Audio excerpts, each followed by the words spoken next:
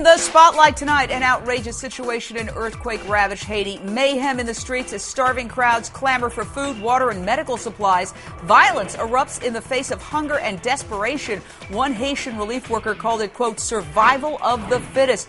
Despite a massive outpouring of donations, some of the aid is just not making it to a lot of these poor people. Why? CNN's Christiane Amanpour asked Haiti's prime minister. What is the biggest challenge right now? We're still seeing that not enough food and water is getting to the people. It's still coordination, because it's not that we don't have enough food or water, it's how we distribute it. My very special guest saw this as a call to action. Eric Klein, who was featured on Oprah's Big Give show, is the founder of CanDo.org. He immediately mobilized and joins me live on the ground in Port-au-Prince, Haiti, for this exclusive interview. Eric, welcome. What I'm hearing from you is simply horrifying. What exactly have you seen vis-a-vis supplies not getting to the people during the time you've spent on the ground in Haiti? Yeah, I mean, look, what's happening here is a lot of the supplies, I mean, a good portion of supplies are sitting at the airport.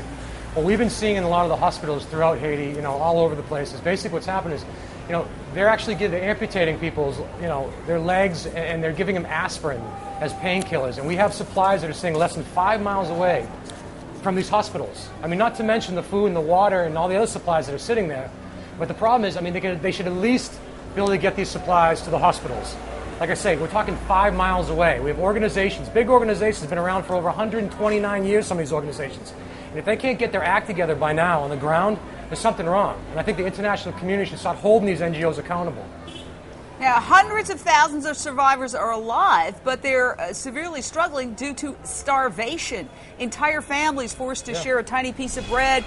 Some stretch out a meal for more than a week. We're looking at some new footage that you actually shot, and we're going to take a look at it right here. It shows these endless crates of supplies sitting there, not getting to people who desperately need it. You know, I've heard this from other people who've come back from Haiti. I've talked to them. They've said the same thing. And I saw a story on a show recently where you actually see a truck deliver rice to people, and then people start pushing and shoving because they're starving, and the workers take the rice, put it back on the truck, and drive away, saying that the people are pushing too much. Right.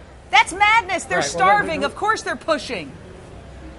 Right, and the reason is because, like I say, we're 22 days into this now. The problem is that they have to set up proper ground logistics and assessment right when this thing hits. You don't wait and then think you're going to roll into an area with enough supplies for 400 people to a crowd of 3,000 and think it's going to be organized. You need to come into, they should be mixing and convert, you know, talking to these groups, to these communities, people that are in charge of these communities. And these people are very capable of setting up logistics and setting up distribution here on the grounds.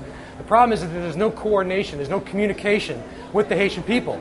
So, I mean, of course it's going to be unorganized if there's no communication. You can't just roll into a crowd and then start, you know, throwing supplies out to the people and think it's going to be, you know, organized. And again, what we've been doing, organizations have been going out and setting up the assessment, setting up the ground logistics. We've been partnering with the local, you know, water companies, the trucking companies, and setting things up with them.